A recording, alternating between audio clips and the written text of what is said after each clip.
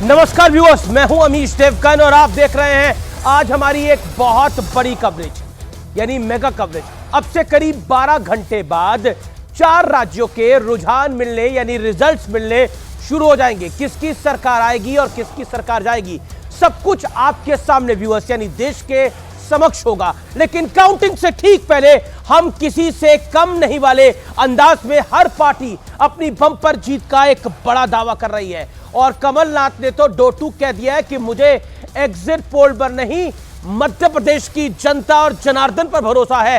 तो दूसरी तरफ ज्योतिरादित्य सिंधिया बहुत बड़ा हमला करते हुए दिग्विजय सिंह ने कहा है कि अब हमारे साथ कोई गद्दार नहीं है, इसलिए कल पता चल जाएगा कि शिवराज सिंह चौहान कहां खड़े हैं। लेकिन सबसे बड़ा सवाल है, अगर एग्जिट पोल ही एग्जैक्ट पोल साबित होगा तो देश की राजनीति पर इसका क्या असर पड़ेगा, क्योंकि तेलंगाना में कांग्रेस आती हुई दिख रही है, छत्तीसगढ़ में कांग्रेस को बढ़त है, राजस्थान में बीजेपी को बढ़त है और मध्य प्रदेश में बीजेपी की जीत होती हुई दिख रही है।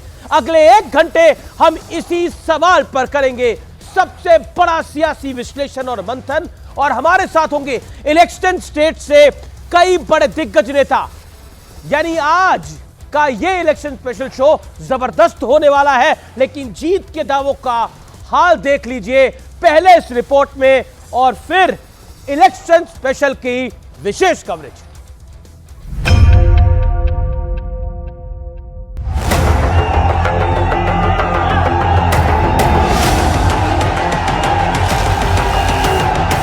भारतीय जनता पार्टी 50 से 52 सीट कम से कम जीत के आ रही है। इसका मतलब है स्पष्ट बहुमत के साथ छत्तीसगढ़ में भारतीय जनता पार्टी सरकार बना रही है।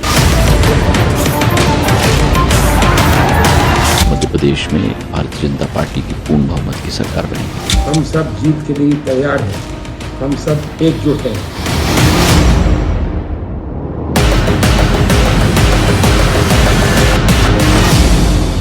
भारतीय जनता पार्टी भारी बहुमत से सरकार बनाने जा रही है। 5 राज्यों में 4 राज्यों में पूरी शक्ति के साथ, पूरी ताकत के साथ, पूरे बहुमत के साथ सरकार बनाएंगे। अब हमारे पास कोई सिंधिया नहीं बचा, इसलिए कोई गद्दार नहीं है। अराजकता भ्रष्टाचार से छूट मिलेगी और राजस्थान की कांग्रेस की इस लूट वाली सरकार से अब मुक्ति मिलेगी।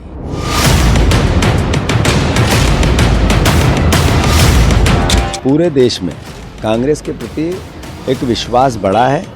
फिर से वही पुरानी पार्टी जिसने देश को बनाया उस पर भरोसा होने लगा। 135 सीट से ऊपर आकर कांग्रेस की सरकार बनी।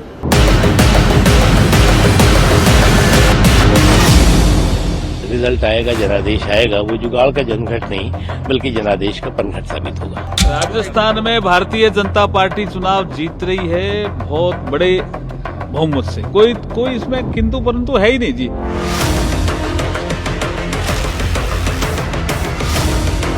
बीजेपी का ये पाप ज्यादा दिन चलने वाला नहीं है। बीजेपी निपटेगी, 5 साल इनका इलाज मैं करूंगा पूरे देश में। पूरी तरह से जनता ये चाहती थी कि भारतीय जनता पार्टी की सरकार आए, पूरी तरह से परेशान थी इस कांग्रेस के कुशासन से।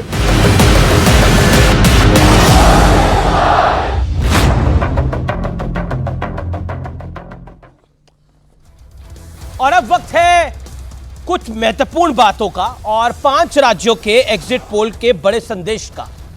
आइए नजर डाल लेते हैं कि क्या है आंकड़े 5 राज्यों का एग्जिट पोल। आइए दुष्यंत नागर जी, जातिगत जनगणना का मुद्दा बेअसर होता हुआ दिख रहा है, ये सबसे बड़ी बात है।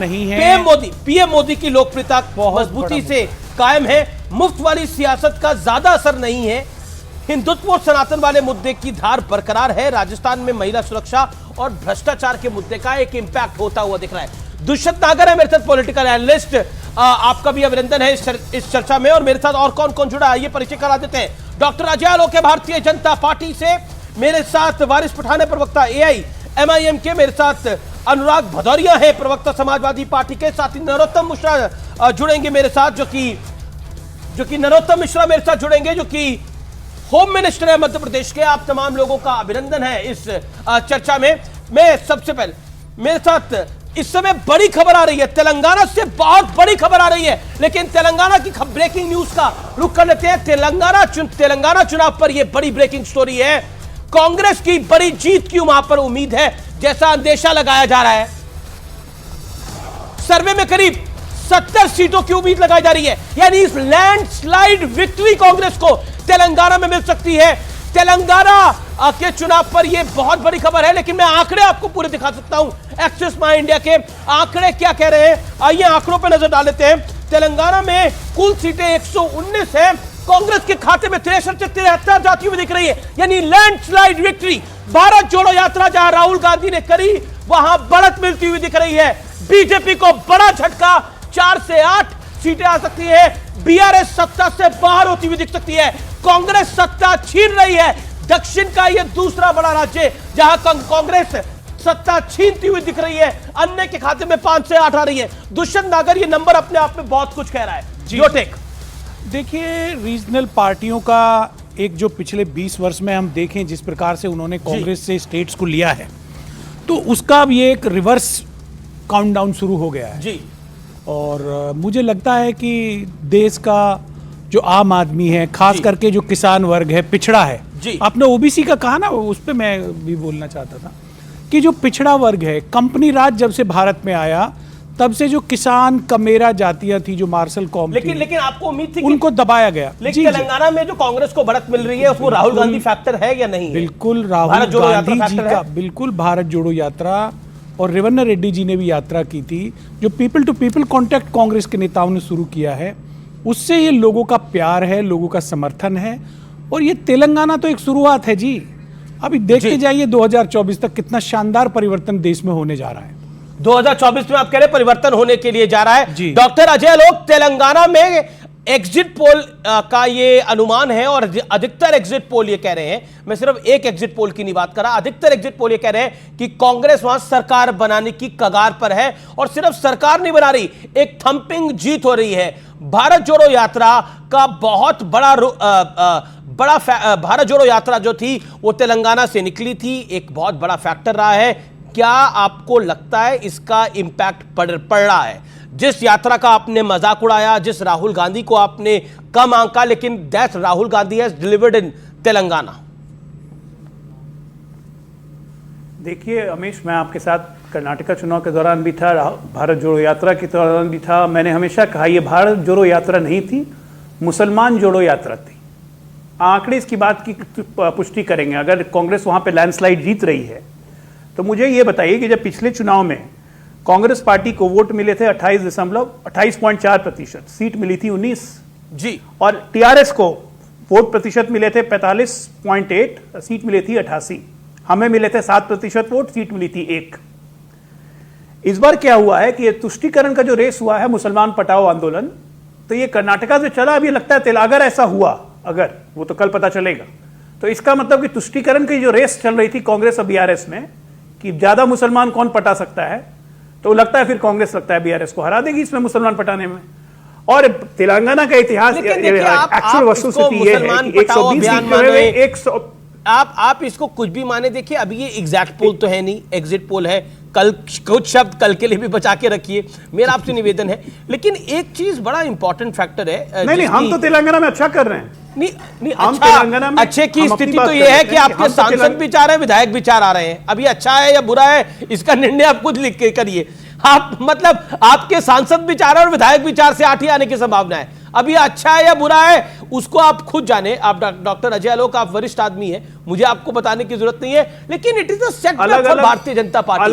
कांग्रेस जो तीसरे पायदान पे दिख रही थी तेलंगाना के अंदर, वो आज पहले पायदान पे दिख रही है। It is a setback for Bharatiya Janata party. अगर आप अभी भी नहीं समझ रहे तो कब समझेंगे, ये आपके ऊपर है। वारिस पठान, बीआरएस को एआईएमआईएम का भरपूर साथ मिला, लेकिन उसके बाद भी कांग्रेस को नहीं रोक पाए। कांग्रेस, एआईएमआईएम और बीआरएस दोनों को खदेड़ रही है। कांग्रेस तेलंगाना में पहली बार सरकार बनाने की स्थिति में आ रही है, ऐसा एग्जिट पोल अधिकतर कह रहे हैं।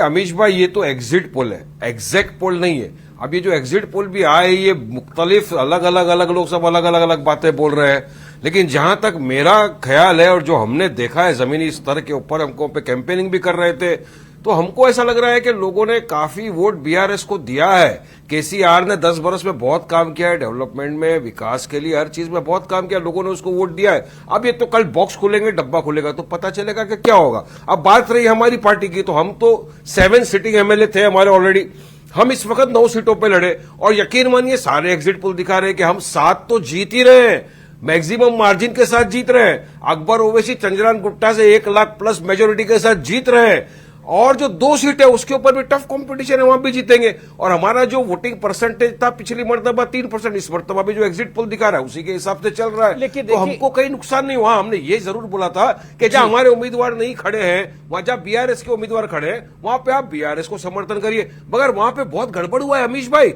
ये कांग्रेस वालों ने बीजेपी के साथ मिलकर काफी जगहों के ऊपर ये तय किया कि एमआईएम के कैंडिडेट को हराया जाए। गोशा महल के अंदर कांग्रेस ने डमी कैंडिडेट दे दिया ताकि राजा सिंह जीत जाए। अरे नामपल्ली के अंदर मैं आपको बता रहा हूं, बीजेपी आई नहीं कैंपेनिंग करने के लिए ताकि कांग्रेस वाले को बेनिफिट मिल जाए और हमको हरा दिया जाए। पोलिंग के दिन भी कितने दादागिरी किए, एग्जैक्ट जो वोटर थे वोट डालने को नहीं दिया। हमारे कांग्रेस के नेता मेरे साथ कोई जुड़ेंगे तो मैं उनसे पूछूंगा कि क्या अंडरस्टैंडिंग है। दो पहलू है। जी जी देखिए, जीत रहे मगर बीजेपी का तो वारिस जी से मैं ये पूछना चाहता हूं, आप यूपी में लड़े 94 सीट पे, आप बिहार में लड़े 70 सीट पे, जहां से आपकी पार्टी का जो गढ़ है, जो आपका राज्य है, वहां आप 7 सीटों पे लड़ते हैं। आप तो पूरे देश में भारतीय 9 पे लड़ते हैं। लड़ने का आप एक बात बताइए, ये देश पूछना चाहता, आप नुमाइंदगी करना चाहते हैं, पूरी दुनिया में आप डंका पीटते हैं कि हम एक धर्म विशेष का, एक वर्ग विशेष के हम नुमाइंदे हैं, हमारे अलावा कोई और देखने वाला ही नहीं है, और उसके बाद आप अपने राज्य में पूरी सीटों पे चुनाव नहीं लड़ते। तो भैया आपकी अंडरस्टैंडिंग है, आप क्या कर रहे हैं ये देश जान चुका। और मैं आपको बताना चाहता हूँ वारिस भाई, आप बहुत अच्छे इंसान हैं,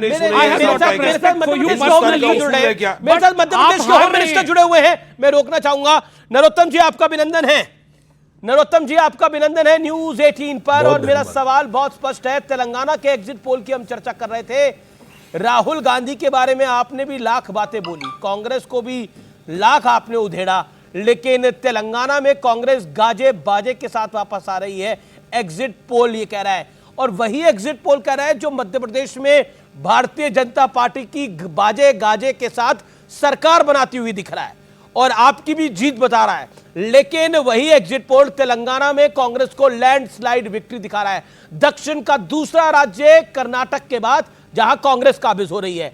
कांग्रेस पार्टी कह रही है कि राहुल गांधी का जादू सिर चढ़ के बोल रहा है, 24 में राहुल आ रहे हैं, इंतजार करिए बस।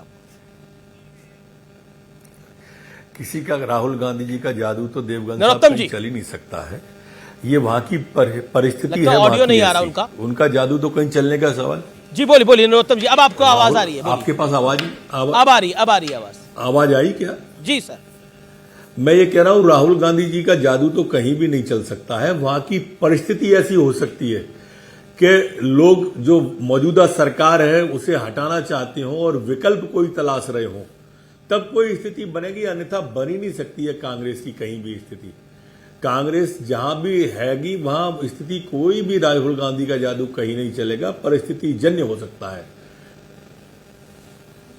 जी नरोत्तम जी, लेकिन मैं मध्य प्रदेश में आऊंगा, लेकिन क्या आपको लगता है कांग्रेस का उदय अगर दक्षिण में हो रहा है तो ये खतरे की घंटी है भारतीय जनता पार्टी के लिए, क्योंकि बीआरएस को सत्ता से बाहर कर रही है कांग्रेस और खुद सत्ता में आ रही है। छत्तीसगढ़ में लग रहा है कांग्रेस सत्ता में आ रही है, यानी कुल मिलाकर अगर राजस्थान कांग्रेस से छिन भी रहा है तो तेलंगाना जैसा राज्य कांग्रेस के खाते में आ रहा है।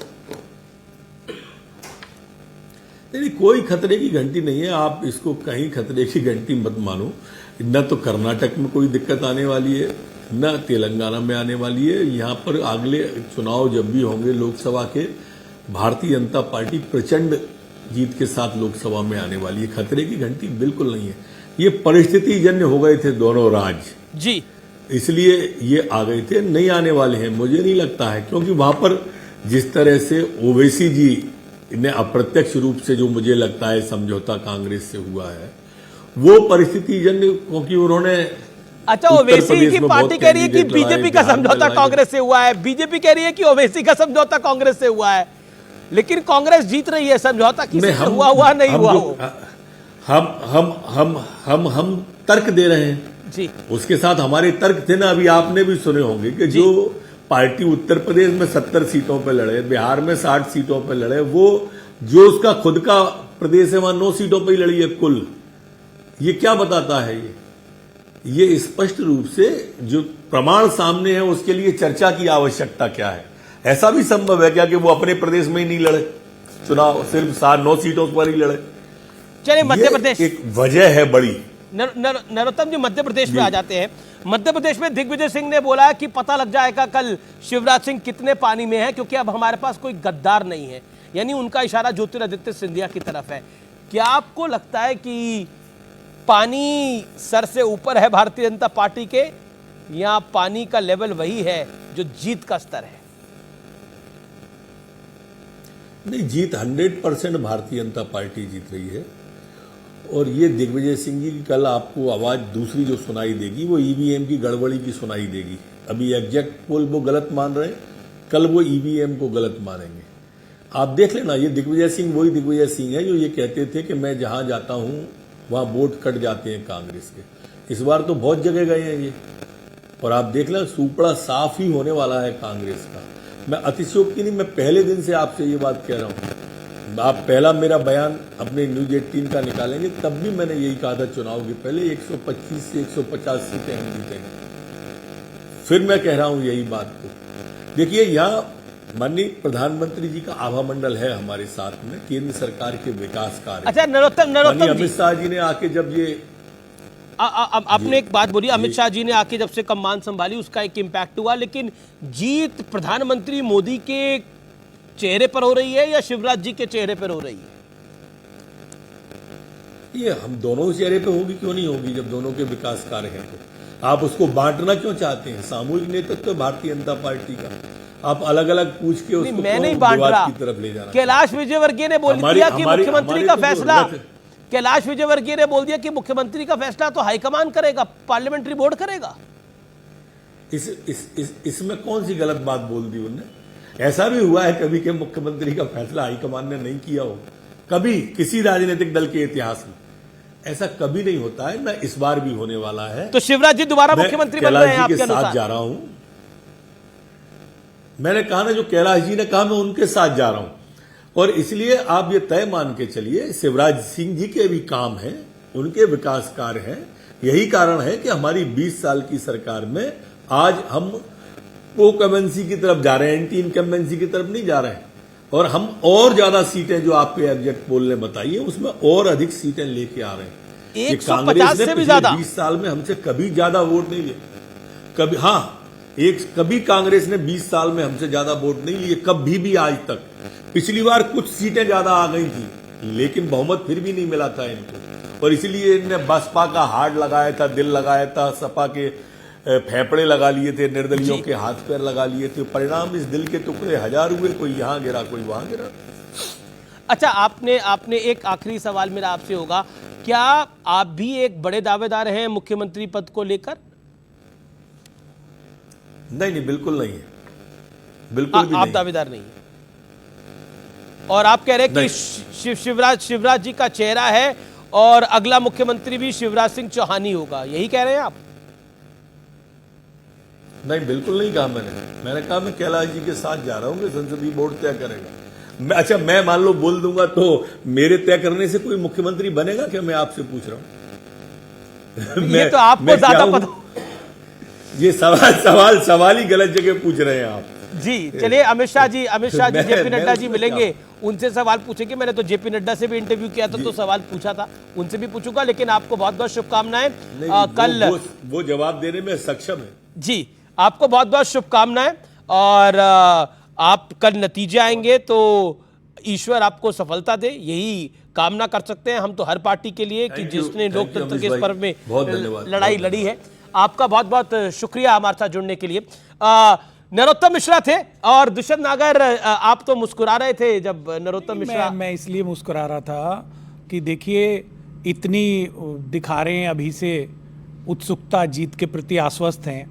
जब रैलियां हो रही थी तो उनको हम भी देख रहे थे, कांग्रेस की रैलियां भी देख रहे थे, भारतीय जनता पार्टी की रैलियां भी देख रहे थे। कांग्रेस के नेताओं की रैली में लाखों की भीड़ आ रही थी, लेकिन नंबर नहीं आ रहे। देखिए दुष्यंत जी, वही कैसे हो सकता है? दुष्यंत जी, देखिए मेरा छोटा सा तेलंगाना में जो आपको जीत दिखा रहा है वो बीजेपी को बम्पर जीत दिखा रहा है, और छत्तीसगढ़ में भी टाइट फाइट दिखा रहा है। मेरा एक छोटा सा प्रश्न आपसे है, आप इतने बड़े ग्रुप के एडिटर हैं, बड़े आदरणीय सम्मानित हैं, क्या ऐसा हो सकता है कि लोग रैली में आ रहे हैं 2 लाख और वो सीट बंदा भाजपा को दे दे, वोट भाजपा को दे दे, कांग्रेस हार जाए? संभव नहीं है। जी मध्य प्रदेश मेरे साथ बड़ी जीत होगी। मेरे साथ इस समय के केशव राव जुड़ रहे हैं, मेंबर ऑफ पार्लियामेंट बीआरएस के। केशव राव जी, आपका अभिनंदन है न्यूज 18 पर। Keshav Rao, my straight question to you sir, you getting my voice? Keshav Rao ji, sure I am getting. मेरा सवाल आपसे स्पष्ट है, मैं हिंदी में पूछूंगा, आपको जो सी भाषा में आप लगे जवाब दीजिएगा, हिंदी या अंग्रेजी में, whatever is comfortable for you. लेकिन हमारे व्यूअर आपको इस समय देख रहे हैं करोड़ों की संख्या में। सवाल बहुत महत्वपूर्ण है केशव राव जी, वो ये है कि ऐसा लग रहा है कि कांग्रेस आपसे सत्ता छीन रही है, अधिकतर एग्जिट पोल में ऐसा दिख रहा है, कांग्रेस को बढ़त मिल रही है। क्या आपको लगता है ये एक झटका है बीआरएस जैसी पार्टी के लिए? मुझे जब नहीं दिख रहा तो मैं कैसा बताऊं ये झटका है? जब मैं ये नहीं देख रहा हूं, मैं ये देख रहा हूं कि किसी हाल में अपना गवर्नमेंट बनाऊंगा, किसी हाल मुझे मेजॉरिटी होगी, जो भी मेरे दोस्त अहबाब है मेरे साथ रहेंगे, तो मैं क्यों ये फील करूं भाई? अच्छा, एक आरोप लग रहा है कि आपने बीजेपी और बीआरएस ने कोई सेटिंग कर ली कांग्रेस को गिराने के लिए। इस आरोप को आप किस तरह से देखेंगे? लेकिन उसके बाद भी कांग्रेस एग्जिट पोल में हारती हुई नहीं दिख रही। कांग्रेस कह रही है Rahul Gandhi magic has delivered. 2 चीजें आपने दो सवाल पूछी है जी, कि हमने कुछ अंडरस्टैंडिंग कर ली है कि कांग्रेस को पहले कांग्रेस हारा ही नहीं तो मैं कैसा गिराऊं? जब गिराऊंगा जब कांग्रेस हुकूमत में होगी, तो ये हुकूमत में नहीं है तो मैं क्यों गिराऊंगा? एक है। एग्जिट पोल की बात कर रहे हैं, मैं एग्जैक्ट पोल की बात कर रहा हूं। एग्जिट पोल होती है, मैं किसी को डिनाउंस नहीं कर रहा हूं, मैं आपको डिस्प्यूट नहीं कर रहा हूं, इसलिए कि आप लोग भी 10 लोगों से, किसी ने 26, आप लोग पर्टिकुलरली 26,000 लोगों से पूछ के ये एक सर्वे बनाई। मैं कंसर्न हूं, मुझे इफेक्ट करता है, मेरे लाइफ को इफेक्ट करता है, मेरे करियर को इफेक्ट करता है, मेरे पार्टी को इफेक्ट करता है, मेरे आइडियोलॉजी को इफेक्ट करता है, तो मैं अपने मेंबरों से पूछ रहा हूँ ना, मैं तो कैडर से पूछता हूँ ना, मैं तो जो भी एजेंसीज में जो अवेलेबल है उनसे पूछ रहा हूँ ना। मैंने भी पूछ के भी अपनी सर्वे बनाई, चूंकि आज नेशनल सर्वे से कुछ आंकड़े आए हुए हैं, उस आंकड़ों को मैं पूरा रबिश नहीं बोलते, गलत बोल के नहीं बोलते हुए उससे डिस्प्यूट करता हूँ, मैं एग्री नहीं करता हूँ। ये बस नहीं, वो राइट आपके पास है, आप इस आंकड़े को डिस्प्यूट करिए, लेकिन एक फैक्ट है जो कि प्राइम मिनिस्टर ने खुद जिक्र किया कि केसीआर उनके पास खुद आए, वो अलायंस करना चाहते थे भारतीय जनता पार्टी से। क्या कहना चाहते हैं आप? अलायंस को और इलेक्शन को क्या संबंध है? ये सवाल है, जीतने के बाद भी कोई अलायंस में जाता है? मेरा जहां तक ख्याल है, क्योंकि मेरी उम्र और मेरी सर्विस कांग्रेस पार्टी में, आज तक मैं 60 इयर्स पॉलिटिकल पार्टी में हूं, अलायंस की सवाल बीआरएस और बीजेपी में नहीं हुई है। अगर आप चाहते हैं कि आपके स्ट्रैटेजी की वजह से, आपके जरूरतों के लिए, अगर आप मुझे सपोर्ट करें और आपके दुश्मन को दूर रखें, वो अलग बात है आपकी।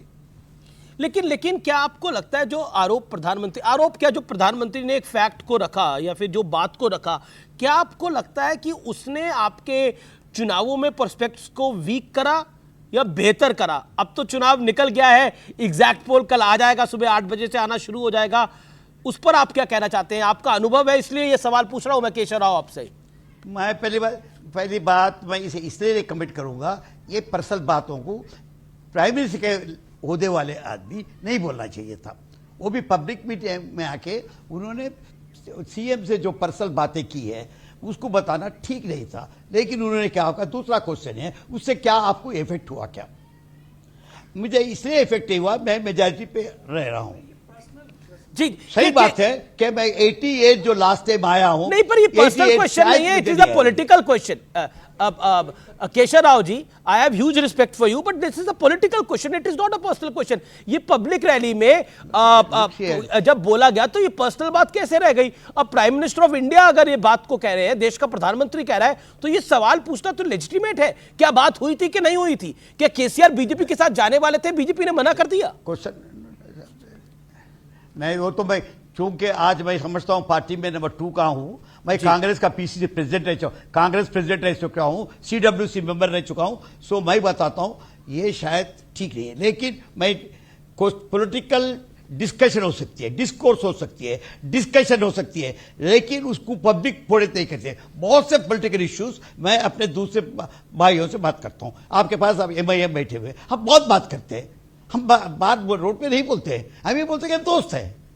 इसीलिए पॉलिटिकल इश्यूज को पब्लिक में बताना, वो भी इलेक्शन के ईव पे बताना, ये एक एजेंडा की बात होती है, वो एजेंडा हम नहीं। चलिए यही बता दीजिए, बोले कि हमारी राइट बनती है जी, उस एजेंडे का फायदा या हुआ या नुकसान हुआ? मैं उसको कैलकुलेट नहीं किया हूं। अच्छा, आगे एनडीए में आप लोग जा सकते हैं? 3 के कल के नतीजे जो भी आते हैं, क्या आगे एनडीए में जाने की संभावना है? बीजेपी के साथ जाने की संभावना है बीआरएस? अब तक का जो मेरा आइडिया है, अब तक मेरा जो स्टैंड है, अब तक मेरा पार्टी का स्टैंड है, there is no question of our joining NDA. Please इसको क्लियर कर दीजिए। हमारा कोई मकसद नहीं है, कोई मतलब नहीं है, कोई सोच नहीं है कि हम एनडीए में जाए। लेकिन एक मेरा सवाल, क्योंकि ये सवाल बहुत महत्वपूर्ण हो जाता है। कांग्रेस आरोप लगा रही है कि आप उनके जो जीतेंगे विधायक उन पर डोरे डालने का, यानी उनको एक हॉर्स ट्रेडिंग का आरोप आप पर वो लगा रही है कि आप प्रयास कर सकते हैं, इसलिए वो ताज कृष्णा में अपने सारे जीते हुए विधायकों को शिफ्ट करेंगे। क्या कहना चाहते हैं? वो कह रहे हैं बीआरएस का एक ट्रैक रिकॉर्ड रहा है और वो ट्रैक रिकॉर्ड गलत है। देखिए, आप मुस्कुरा भी रहे हैं सवाल पे। बेवकूफी बात है, इसलिए कि नहीं, इसलिए बोल रहा हूं, इस चीज को मेरे माइंड में नहीं रह सकता हूं। जब मैं बता रहा हूं, मुझे बता रहा हूं, मैं अपने दोस्तों को बता रहा हूं, कांग्रेस को बता रहा हूं, मुझे मेजॉरिटी आएगी, where is the need for poaching? दूसरों को लेने की क्या जरूरत है? ऑल राइट, शिव के लिए, शिव कुमार के लिए मैं सुना हूं कर्नाटका के, वो ये बात किए हैं, लेकिन वो बताता हूं, वो मेरे साथी हैं उनके, हाँ डीके शिव कुमार को बताता हूं, उनको वो आया है माइंड में, बिकॉज वो फिगर पे नहीं है, वो अनसर्टन है, is not sure about his figure, so naturally it had come to his mind. लेकिन as far I am concern, मैं इतना श्योर हूं कि I am getting my majority और कुछ भी safe figure which will take government. जी, why should I think of anybody? एक सवाल, आप कह रहे हैं कि आप अपनी जीत को लेकर यू आर वेरी कॉन्फिडेंट की that you will win, so which sweet you like? आपको कौन सी मिठाई पसंद है जिसका आपने कल ऑर्डर कर रखा है? मैं sweet of you to ask me that, but मैं स्वीट एनफ हूं, मैं डायबिटिक हूं। ओके, पर अपने लोगों के लिए तो खिलाने के लिए लड्डू मंगवाए हुए हैं या एनीथिंग एल्स? और from Karnataka Mysore pak you have got? Look here, Mysore pak क्या सबसे ज्यादा है हमारे पास हैदराबाद में जो बनती है, या हैदराबादी बिरयानी मिठाई कहीं नहीं बनती। हैदराबाद की बिरयानी भी खिलाते हैं, हैदराबादी है, इसीलिए हम लोग जो स्वीट खिलाते हैं, हाँ जी, वो बहुत अच्छा रहेगा। आपको भी इनवाइट करता हूं, आप कभी तब आइए, अब नहीं, कभी तब हैदराबाद आए तो जरूर मेरे घर में आइए जी, पक्का सर। ये dura, whenever I'll come to Hyderabad, I'll visit your place। लेकिन दुष्यंत नागर है हमारे साथ, पॉलिटिकल एनालिस्ट, वो एक सवाल आपसे पूछना चाह रहे हैं। राव साहब, आपने बताया कि आप पीसीसी प्रेसिडेंट रहे हैं, सीडब्ल्यूसी के मेंबर रहे हैं, डीके शिव कुमार आपके दोस्त हैं, तो क्या भविष्य में आप कांग्रेस की सरकार बनने के बाद कांग्रेस में वापसी कर सकते हैं? जिस तरह से आज आपने नहीं इंडिविजुअली ये कांग्रेस ज्वाइन कर सकते हैं, जिस प्रकार से आपने कांग्रेस के प्रति अपना एक प्रेम जुड़ाव प्रदर्शित किया नेशनल टेलीविजन पे। ओके दुष्यंत, ओके मैं नेशनल टेलीविजन पे नहीं, मेरी जिंदगी में भी, देखिए मेरी बात है, मैं नेशनल टेलीविजन नहीं, जिंदगी में ये बोल रहा हूं कि I was born in Congress party, brought up in Congress party. I've been a minister. I have held every office that is possible that you can name. सब पोस्ट देख चुका हूं up to CWC level, and I've been in charge of 4 states. वो अलग बात है. Having taken a stand on Telangana issue, and having distanced myself from Congress, there is no need for me to go back. It does not mean मैं आपसे दूर हूं तो आपका दुश्मन नहीं हूं, दूर जरूर हूं, आपसे डिफर करता हूं, उसका मतलब ये नहीं कि मैं आपका डिसिडेंट हूं। जी मेरे साथ मध्य प्रदेश के वरिष्ठ नेता और फॉर्मर मिनिस्टर जीतू पटवारी जुड़ रहे हैं, वो भी है केशव राव, आप भी हमारे साथ रहिए। जीतू पटवारी, हम तेलंगाना को डिस्कस कर रहे थे, लेकिन मध्य प्रदेश के अंदर कांग्रेस का जो वाइप आउट हो रहा है, जो एग्जिट पोल बता रहे हैं, अधिकतर एग्जिट पोल कह रहे हैं कि बीजेपी को एक बढ़त मिल सकती है। क्या आपको लगता है, लेकिन तेलंगाना में वही एग्जिट पोल कह रहे हैं कांग्रेस को बढ़त मिल सकती है, तो क्या आपको लगता है कि आपके राज्य से तो सुखद संदेश नहीं आ रहा, लेकिन तेलंगाना से आ रहा है कांग्रेस पार्टी के लिए? जीतू पटवारी। नहीं अमीश, मध्य प्रदेश को लेके जो एग्जैक्ट पोल हुए हैं, मैं मानता हूं उस बात को, उनकी रिस्पेक्ट है, पर यहां 100% में जब परसों आपसे बात कर रहा था तब भी मैंने अपनी लाइन दी थी कि 135 सीट से ऊपर आकर कांग्रेस पार्टी की सरकार बनेगी जी। और ये कहा था, ये मेरा वीडियो आप संभाल के रखना, 3 तारीख को चलाना, संभाल के रखा हुआ है। मैं कोई दावे नहीं करता, मैं उन लोगों में से नहीं हूं कि कभी भी किसी भी प्रकार का केवल बोलने के लिए बोले। अगर मुझे लगता है कि कोई कमी है, कोई गलती हो रही है, कोई निराशा है, कोई बीजेपी ने एज ले ली है, तो मैं स्वीकार कर लेता। कांग्रेस पार्टी स्पष्ट मेजोरिटी के साथ 135 सीट से ऊपर लाकर मध्य प्रदेश में सरकार बनाएगी। मैं फिर से ये बात, इसका कई कारण है, एक कारण नहीं है। जो आईबी की रिपोर्ट नेशनल सरकार ने ली, उसमें भी यही गया कि 138 सीट जाएगी। नेचुरल है, जब उधर भेजते हैं तो वही अधिकारी हमारे हिंदुस्तान के हमसे भी बात करते हैं। ऐसे ही जो इंटेलिजेंस की रिपोर्ट, यहाँ पर सीआईडी की रिपोर्ट, ये सारी आई है, ये भी यही बता रही है। ये सब बातें तो हो गई, पोलों का, ये सब बातें तो हो गई, वन मिनट अमीश, नहीं, I let you conclude mister Patwari. लेकिन मेरा तो एक सीधा सवाल है, जो एग्जिट पोल आपको तेलंगाना जिता रहा है, आप तेलंगाना की जीत पे यकीन कर रहे हैं, लेकिन मध्य प्रदेश की जीत पे यकीन नहीं कर रहे, ये थोड़ा अजीब लग रहा है। तेलंगाना में आपकी पार्टी कह रही है कि हाँ ये एग्जिट पोल सही है, लेकिन मध्य प्रदेश में वो एग्जिट पोल गलत है क्योंकि कांग्रेस हार रही है।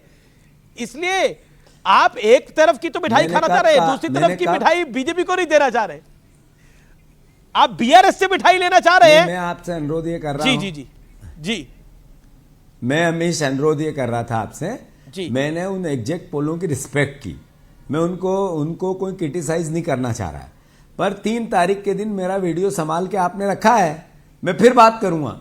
मैं आपसे अनुरोध ये कर रहा हूं कि तेलंगाना की वस्तु स्थिति में यहां से नहीं बता सकता। मैं मध्य प्रदेश के चुनाव में खुद लड़ रहा था और यहां लड़ा रहा था, तो वहां की स्थिति मुझे भारत जोड़ो यात्रा से ही पता चल गई थी कि कांग्रेस की और आशा भरी निगाह से तेलंगाना की जनता देख रही है जी। पूरे देश में माहौल में परिवर्तन है। ये इंपॉर्टेंट फैक्टर आपने बोला। मैं बीआरएस एमपी के पास भी जाना चाहता हूं इस विषय को लेकर।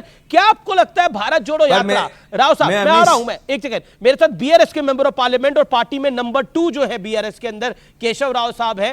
केशव राव, मेरा my straight question to you tonight is, वो जीतू पटवारी मेंबर मध्य प्रदेश कांग्रेस के सीनियर लीडर हैं, former minister, he is saying कि Bharat Jodo Yatra has delivered, Rahul Gandhi factor चला है तेलंगाना में। आपका टेक क्या है? राहुल गांधी अब डिलीवर करने लग गए हैं क्या? देखिए, इनका जो यात्रा था, yatra has its own importance, it has boosted Rahul Gandhi, but it has an effect in Telangana, I not agree. ये इफेक्ट तेलंगाना में नहीं किया है, लेकिन जरूर राहुल गांधी को इफेक्ट किया है। राहुल की पर्सनैलिटी थोड़ा बड़ा किया है, उसे थोड़ा पॉपुलर किया है, उनको उनका विजन बड़ा है। क्योंकि मैं राहुल गांधी के साथ पार्टी का जनरल सेक्रेटरी था, तो मैं राहुल को जानता हूं और राहुल का विजन जानता हूं, ये विजन बड़ा है जी। राहुल गांधी को आपको लगता है बड़ा किया है, लेकिन पार्टी को बड़ा नहीं किया है। लेकिन कांग्रेस जो पहले ओपिनियन पोल्स में नंबर 3 दिखाई दे रही थी, वो अगर नंबर 1 पर आ रही है, तो कहीं ना कहीं एक राहुल गांधी फैक्टर तो देखने को मिला है। राव साहब, we have to agree to it. भाई ये no but that is your conclusion ना। तो आपने मुझसे सवाल किया है, तो मैं बताऊं, नहीं आई फर्स्ट में। देखिए ना, मध्य प्रदेश की मैं नहीं बात करता हूं क्योंकि मैं मध्य प्रदेश नहीं जानता हूं, सिर्फ दिग्विजय सिंह को जानता हूं क्योंकि वो मेरे इंचार्ज थे, मैं जब पीसीसी प्रेसिडेंट था, तो उतने ही मेरी उनसे लगाव है। तो मध्य प्रदेश की नहीं बात करता, मेरी बात करता हूं कि हमारे पास जो चीफ मिनिस्टर है केसीआर, बिलीव मी, मैं अभी कोई सवाल मेरे पूछ रहे थे, आप कांग्रेस के उतने नजदीक है तो जाएंगे, वापस नहीं जाने का सवाल, लेकिन कांग्रेस का रिस्पेक्ट मेरा कम नहीं हुआ है। उतने बोलते हुए बताओ, आज देश में कोई अगर चीफ मिनिस्टर एडिटर देखते हैं तो you will not get that kind of A popular. लेकिन अखिलेश यादव मेरे साथ अनुराग भदौरिया भी हैं। अखिलेश यादव ने भी सपोर्ट करा वहां जाके केसीआर को, लेकिन इंपैक्ट नहीं देखने को मिल रहा तेलंगाना में उसका। Anurag, you want to say something? Telangana BRS के हाथ से निकल रहा है, कांग्रेस के हाथ में जाता हुआ दिख रहा है, एग्जिट पोल ये कह रहे हैं। देखिए, जनता सबसे बड़ी हमारे देश के अंदर में लोकतंत्र में जनता तय करती है, ना एग्जिट पोल तय करता है ना कोई और दूसरी चीज़ें तय करती है। एक बात। दूसरी बात, जहाँ तक कि चुनाव का है, ये सच है कि पूरे हिंदुस्तान के अंदर में भारतीय जनता पार्टी हार रही है 5 राज्यों में, ये तो आप भी मानेंगे। अब वो बात सही है कि कौन जीत रहा है कौन हार रहा है। बीजेपी इस बात से परेशान है कि जो जीत रहे हैं वो उनके आपस में कैसे लड़ाया जाए, उनके आपस में कैसे डिस्प्यूट पैदा किए जाएं। बट ये सच है कि भारतीय जनता पार्टी को देश की जनता ने बुरी तरह से नकारा है। अब देखिए, राजस्थान का अगर चुनाव देखेंगे तब भी आप देखेंगे बोलने में बीजेपी के लोग लड़खड़ाते हैं, उनकी जीभ लड़खड़ाने लगती है। बीजेपी को बढ़त है राजस्थान, मध्य प्रदेश में भी अगर बात करेंगे 95% एग्जिट पोल बढ़त दे रहे हैं बीजेपी को राजस्थान के अंदर। वही मैं कह रहा हूं, बढ़त दे रहे हैं, बढ़त दे रहे हैं। आपको पता है पहले जब इस तरह के चुनाव होते थे, सुनिए तो बढ़त देना और जीत में फर्क होता है। पहले क्या करते थे, पहले कहते थे एक तरफ चलता था, जो सरकार एक बार होती थी दूसरी सरकार उसको वाइप आउट कर देती थी जनता पूरी तरह से। आज लड़ रहे हैं वहां पे बीजेपी, तो समझ लो कि हालत क्या है। मैं राजस्थान चल सकता हूं। Rajyavardhan Rathore, former I N B minister और झोटवार से इस बार बीजेपी कैंडिडेट। राज्यवर्धन जी, आपका अभिनंदन है न्यूज 18 पर। My straight question to you is कि समाजवादी पार्टी ये कह रही है कि बीजेपी लड़खड़ा रही है राजस्थान के अंदर, यही सबसे बड़ा संदेश है, और 5 राज्यों में कहीं भी बीजेपी नहीं आ रही है। लेकिन एग्जिट पोल के मुताबिक राजस्थान और मध्य प्रदेश के अंदर एक जीत दिख रही है, तेलंगाना में कांग्रेस को बढ़त दिख रही है, छत्तीसगढ़ के अंदर टाइट फाइट दिख रही है, लेकिन कांग्रेस को बढ़त दिख रही है। What is your take? देखिए, जिसका कोई अस्तित्व नहीं, खैर वो बात कर रहे हैं, उनकी क्या बात करना। भारतीय जनता पार्टी राजस्थान के अंदर प्रचंड बहुमत के साथ सरकार बना रही है, और ये मैं आपको सबूत के साथ बताता हूँ। जिस तरह से वोटिंग हुई राजस्थान के अंदर, वोटिंग परसेंटेज बढ़ा। जब वोटिंग परसेंटेज बढ़ता है इसका मतलब जनता उत्साह के साथ वोटिंग करने आती है। जब जनता उत्साह के साथ वोटिंग करने आती है इसका मतलब परिवर्तन चाहती है, और ये रिकॉर्ड है कि जब जब वोटिंग परसेंटेज बढ़ा है तब तब भारतीय जनता पार्टी को उसका लाभ हुआ है। 22 लाख नौजवान इस बार फर्स्ट टाइम वोटर्स इस बार ऐड हुए, और वो फर्स्ट टाइम वोटर्स और ख़ास तौर से महिला वोटर्स का ज़बरदस्त रूप से जो झुकाव रहा, जो उनका समर्थन रहा, वो भारतीय जनता पार्टी की तरफ रहा। तो एक तो ये हो गया कि किस उत्साह से हुए, परसेंटेज ज़्यादा हुई, और परिवर्तन का ये एक प्रतीक है। दूसरा आपको बताता हूं, ये जो एग्जिट पोल की जो बात हो रही है बार बार, कितने लोग ये लोग जमीन पे लगाते होंगे, उसको कंपेयर करिए आप भारतीय जनता पार्टी के एजेंट, पोलिंग एजेंट जो हर बूथ पे बैठते हैं और नजर से पहचानते हैं कौन पार्टी को वोट देने आ रहा है और वहां टिक लगा रहे हैं। वो सारा का सारा फीडबैक जो आया है वो एक प्रचंड जीत का बता रहा है। और तीसरी बात मैं और आपको बताता हूं अमीश जी, कि इस बार जितना मैंने बात करा लोगों से, सबने ये कहा कि इस बार वोटर बहुत साइलेंट था, यानी वोटर अपने पड़ोसी को भी नहीं बता रहा था कि उसने वोट कहां करा है। तो एग्जिट पोल वालों को कितना दिल खोल के उसने बताया होगा। ये लेकिन बड़ी खबर, एक बहुत बड़ी खबर आ रही है कि अशोक गहलोत ने रात को 9 बजे अपने कैंडिडेट्स की बैठक बुला ली है, कांग्रेस प्रत्याशियों की बैठक बुला ली है, क्योंकि 2 एग्जिट पोल में कांग्रेस को बढ़त दिखाई दे रही है, तो उसके मद्देनजर ये बैठक बुलाई है। आज सुबह गवर्नर से मुलाकात करी है अशोक गहलोत ने। ये कुछ बड़ी खबरें हैं। वसुंधरा राजे सिंधिया भी मिल के आई है गवर्नर से, लेकिन क्या खेमों में बटी बीजेपी को राजस्थान में नुकसान हो रहा है? ये एक बहुत बड़ा सवाल है। राज्यवर्धन जी, ये सवाल मैं आपसे पूछना चाहूंगा। बीजेपी खेमों में बटी हुई थी, कोई एग्री करे या डिसएग्री करे, लेकिन इट वाज देयर। क्या आपको लगता है उसका भी एक साइड इफेक्ट है? जितनी बड़ी जीत दिखनी चाहिए थी उतनी बड़ी जीत दिख नहीं रही है, ये एक कारण हो सकता है? चुनावी विश्लेषक आज तो इसकी चर्चा कर ही सकते हैं, कल जब नतीजे आएंगे तो और विस्तार से करेंगे, लेकिन व्हाट इज योर टेक? देखिए, हर पॉलिटिकल पार्टी का लक्ष्य यह रहता है कि चुनाव को जीतें, और फिर भारतीय जनता पार्टी तो सबसे पहला जो पड़ाव होता है चुनाव जीतने का, जनता की सेवा करने के लिए पहला पड़ाव चुनाव जीतने का, उसमें अपनी माहिरता भी है उनकी और स्ट्रैटेजी के साथ आती है। हर फील्ड में, यानी हर स्टेट के अंदर अपनी स्ट्रैटेजी होती है। हमारी राजस्थान के अंदर परिस्थितियों के हिसाब से कलेक्टिव लीडरशिप इस बार हमारी स्ट्रैटेजी थी, और कलेक्टिव लीडरशिप के साथ हम मैदान में उतरे।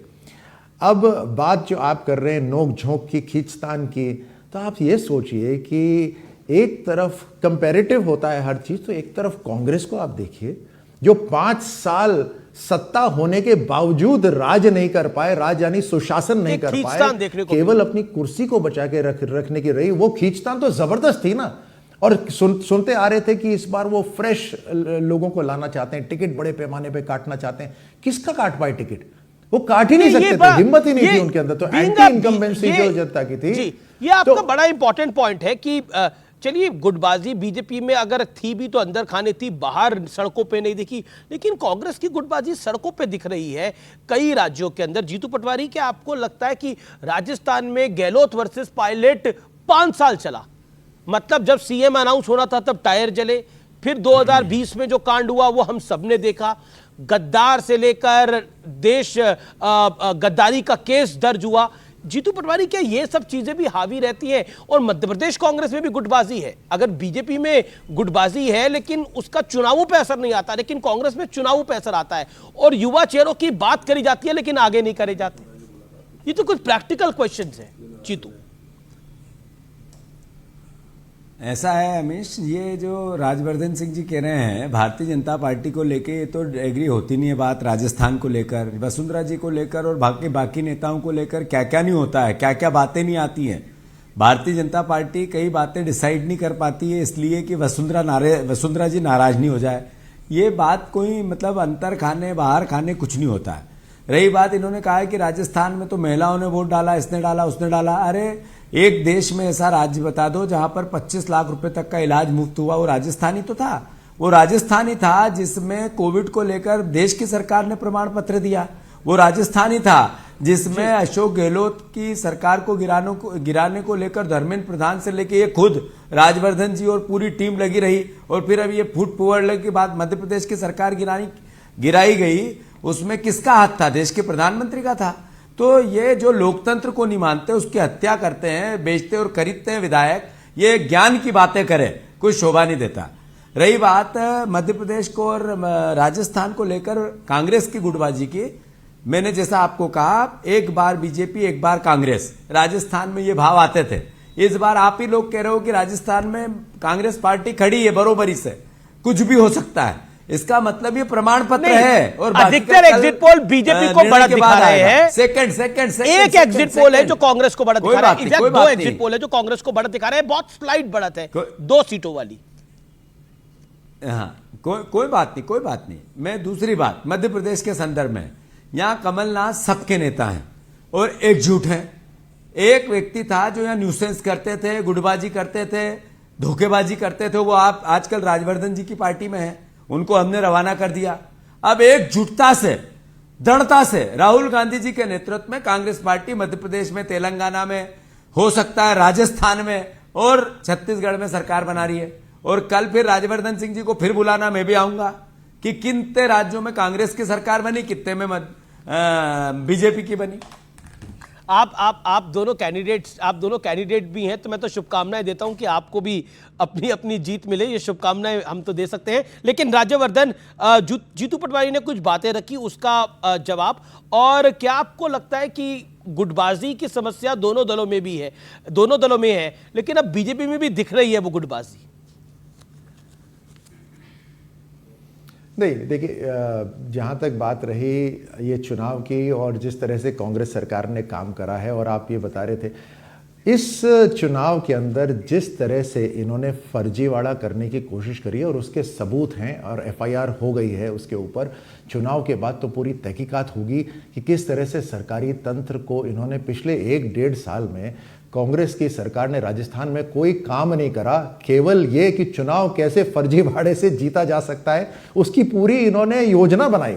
इन्होंने सरकारी तंत्र को इस्तेमाल करके हजारों लोगों के नाम कटवाए हैं, नाकाम रहेंगे उसमें भी। और इलेक्शन कमीशन के इन्होंने फर्जी कार्ड बनाए हैं। इनके लोग बाहर दूसरे राज्यों से लेकर आए और लाके वोटिंग करवा रहे थे, उनके ऊपर कईयों पर एफआईआर हुई है। अब ये इस तह तक हम जाएंगे, क्योंकि हमारी सरकार बनने वाली है, इस तह तक जाएंगे कि लोकतंत्र की हत्या करने की जो नाकाम कोशिश हुई उसके अंदर सरकार और एक कौन सी कंपनी थी जो ये भाड़े पे लेकर आए हुए थे और हजारों करोड़ रुपए उसको दिए, पूरी तहकीकात होगी इसकी। न केवल जल जीवन मिशन में जो घोटाला हुआ उसकी तहकीकात होगी, 19 बार जो पेपर लीक हुआ, जो युवाओं के लिए एक तरह से 5 साल उनको उसकी तहकीकात होगी, और लोकतंत्र की हत्या जो करने की कोशिश करी नाकाम, उसकी तहकीकात होगी। तहकीकात के अलावा कुछ है ही नहीं। 10 सेकंड के लिए कुछ कहना चाह रहे हैं पास में राज्यवर्धन जी, जीतू पटवारी 10 सेकंड के लिए कुछ कहना चाह रहे हैं। राजवर्धन जी 10 सेकंड में माफी मांग ले, राजवर्धन तो मैं जी देश के मंत्री भी रहे, देश के मंत्री भी रहे। ये मध्य प्रदेश में 40 परीक्षाओं में एग्जाम में घोटाले में व्यापम हो गया, उस पर कुछ शब्द बोलेंगे क्या? कुछ शब्द बोलेंगे कि मध्य प्रदेश में जो कलंकित हुआ, 6 किसानों की हत्या कर दी, उस पर कुछ शब्द बोलेंगे क्या बोलेंगे मध्य प्रदेश में जिस तरीके से अभी रिसेंट एक 10 सेकंड ओके राजवर्धन 10 सेकंड बातें करना मध्य प्रदेश के अंदर, अब मुझे बोलने दीजिए ना, मध्य प्रदेश के अंदर सीबीआई को जांच करने की पूरी अनुमति थी। राजस्थान सरकार ने सीबीआई को क्यों रोका? अगर इतनी स्पार्क साफ, दोनों को मेरी शुभकामनाएं। राज्यवर्धन बीजेपी के कैंडिडेट है, जो जीतू पटवारी कांग्रेस की कैंडिडेट है। आप दोनों को मेरी शुभकामनाएं और लोकतंत्र के पर्व की शुभकामनाएं आप सबको। लेकिन ब्रेक ले रहा हूं, ब्रेक के बाद एक और बड़ा मेगा एक्सक्लूसिव लेके आ रहा हूं। मेरे साथ डिप्टी सीएम छत्तीसगढ़ जुड़ेंगे। आप देखते रहिए हमारा इस इलेक्शन का स्पेशल ब्रॉडकास्ट।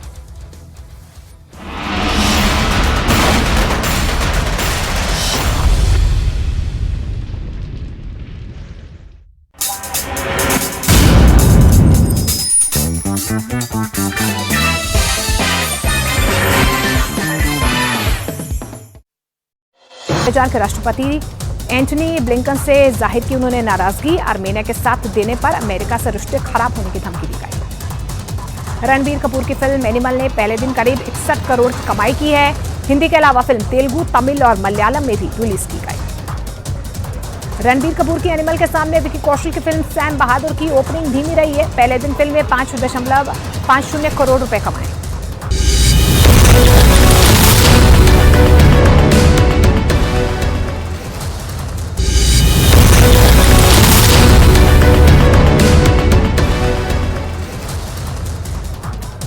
कल आएंगे मध्य प्रदेश, छत्तीसगढ़, राजस्थान और तेलंगाना के चुनाव परिणाम। सुबह 8 बजे से होगी वोटों की गिनती। चुनाव आयोग ने पूरी की तैयारी। फलौदी सट्टा बाजार ने राजस्थान में बीजेपी की सरकार बनने का किया दावा। बीजेपी को 115 से 118 सीट मिलने का लगाया जा रहा है अनुमान। कांग्रेस को सिर्फ 68 से 70 सीट मिल रही है। फलौदी सट्टा में सीएम पद के लिए वसुंधरा राजे के बाद अर्जुन राम मेघवाल पर लगाया जा रहा है दाव। कांग्रेस के कई मंत्रियों की हार का भी किया जा रहा है दावा। टारगेट महापौर में राजस्थान में बीजेपी सरकार बनने का बड़ा दावा। बीजेपी को 104 सीट तो कांग्रेस को 83 सीटें मिलने का अनुमान है। नतीजों से पहले राजस्थान में सीएम पद के दावेदारों की दिल्ली दौड़ हुई तेज। दिल्ली में बीजेपी के संगठन महामंत्री बीएल संतोष से मिले बाबा बालकनाथ। राजस्थान चुनाव के नतीजे आने से पहले राज्यपाल कलराज मिश्र से मिली वसुंधरा राजे। जयपुर में आरएसएस के नेताओं से भी मुलाकात की। राजस्थान में चुनावी नेताओं से एक दिन पहले जयपुर में वसुंधरा राजे ने मोती डुंगरी गणेश मंदिर में की पूजा। भगवान गणेश का पुष्प पंचामृत से किया अभिषेक। चुनाव में बीजेपी की जीत का मांगा आशीर्वाद। मेहंदीपुर बालाजी मंदिर पहुंची राजस्थान की पूर्व मुख्यमंत्री वसुंधरा राजे। चुनाव के नतीजे आने से पहले की विशेष पूजा। राजस्थान में निर्दलीय और बागियों को साधने में जुटी कांग्रेस। सूत्रों के हवाले से बड़ी खबर। जीतने वाले संभावित बागियों और निर्दलियों से किया जा रहा है संपर्क। वसुंधरा राजे सिंधिया ने जीतने वाले संभावित प्रत्याशियों से की मुलाकात। सूत्रों ने किया दावा। बीजेपी प्रदेश अध्यक्ष सीपी जोशी ने भी संभाला मोर्चा। राजस्थान में बीजेपी ने कांग्रेस पर लगाया हॉर्स ट्रेडिंग की कोशिश का आरोप। कहा विधायकों की खरीद फरोख्त के लिए कांग्रेस ने बेंगलुरु में बुक किए 2 रिजॉर्ट्स। राजस्थान बीजेपी के अध्यक्ष सीपी जोशी ने बीजेपी को 135 से ज्यादा सीटें मिलने का दावा किया है।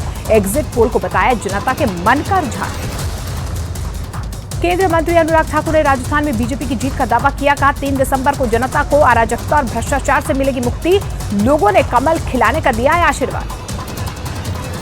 टारगेट महापोल में मध्य प्रदेश में बीजेपी को बहुमत मिलने का अनुमान। मध्य प्रदेश में बीजेपी को 127 सीटें तो वहीं कांग्रेस के खाते में 100 सीट आने का अनुमान। मध्य प्रदेश के एग्जिट पोल को कमलनाथ ने बताया गलत। 3 दिसंबर को कांग्रेस के पक्ष में नतीजे आने का किया दावा। एग्जिट पोल को कांग्रेस के खिलाफ षड्यंत्र बताया। फलौदी सट्टा बाजार में मध्य प्रदेश में बीजेपी और कांग्रेस के बीच कांटे की टक्कर। छत्तीसगढ़ में कांग्रेस को मिल सकती है बढ़त। केंद्रीय मंत्री ज्योतिरादित्य सिंधिया ने मध्य प्रदेश में बीजेपी की जीत का बड़ा दावा किया। कहा 24 घंटे के बाद सबके सामने होंगे नतीजे। बीजेपी फिर से पूर्ण बहुमत से सरकार बनाएगी।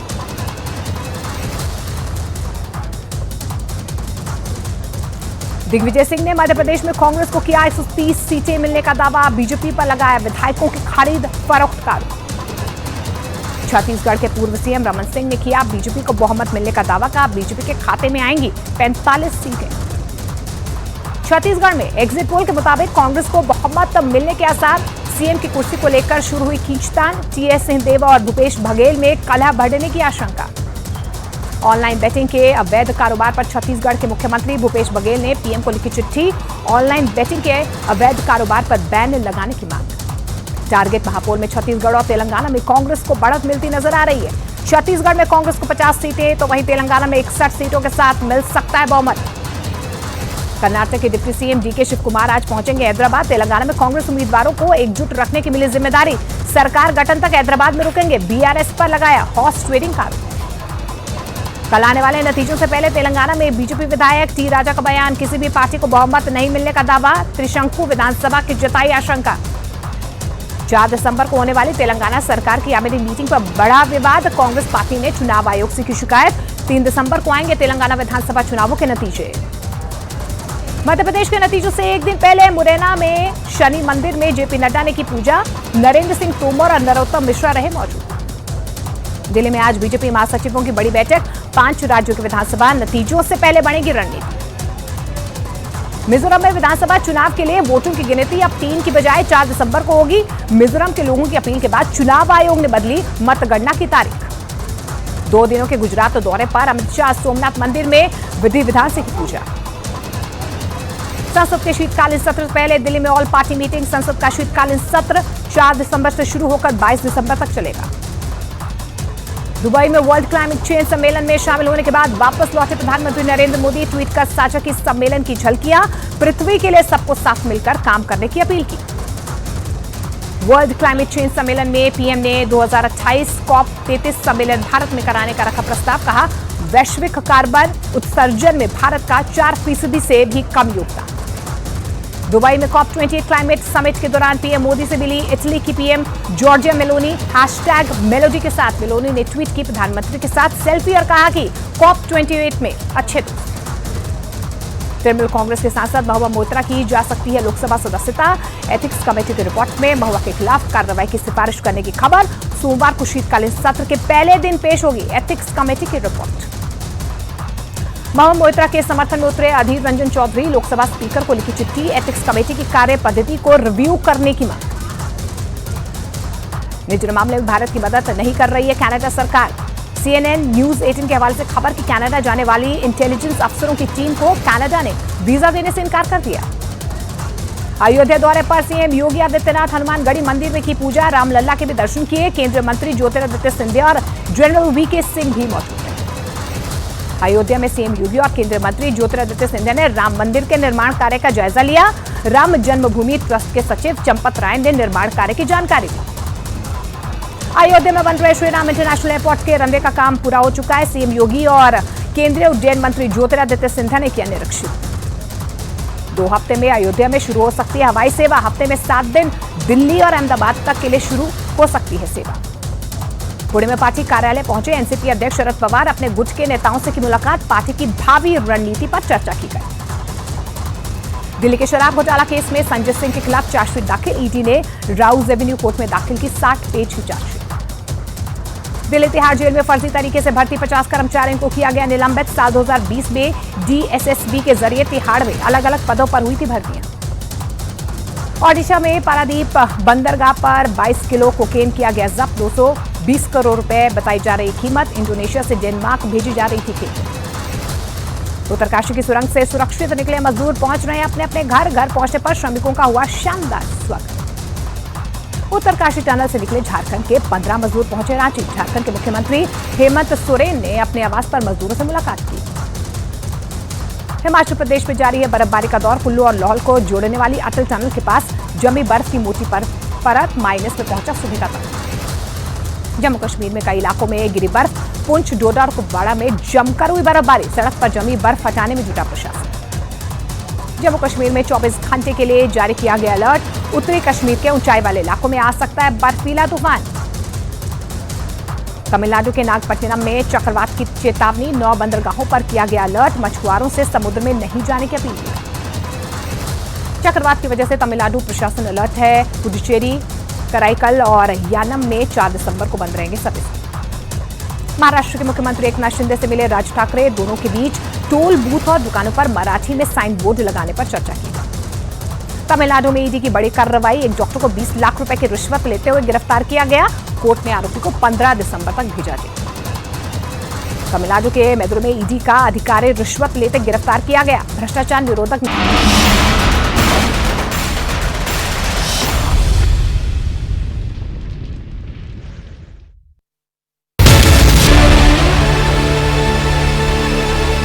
डिप्टी सीएम छत्तीसगढ़ जुड़ रहे हैं। स्वागत है आपका टीएस सिंहदेव जी। सवाल बहुत सीधा है। एग्जिट पोल के आंकड़े आ रहे हैं। क्षमा करेंगे जी, एग्जिट पोल के आंकड़े आ रहे हैं। कांग्रेस को बढ़त दिखाई दे रही है, लेकिन बीजेपी भी बिल्कुल पीछे नहीं है। ऐसा लग रहा है कि टक्कर कांटे की भी हो सकती है, लेकिन बढ़त जरूर कांग्रेस को है। जी, संतोष है इस बात का, और मुझे अभी भी विश्वास है कि कांग्रेस 60 के आसपास आएगी।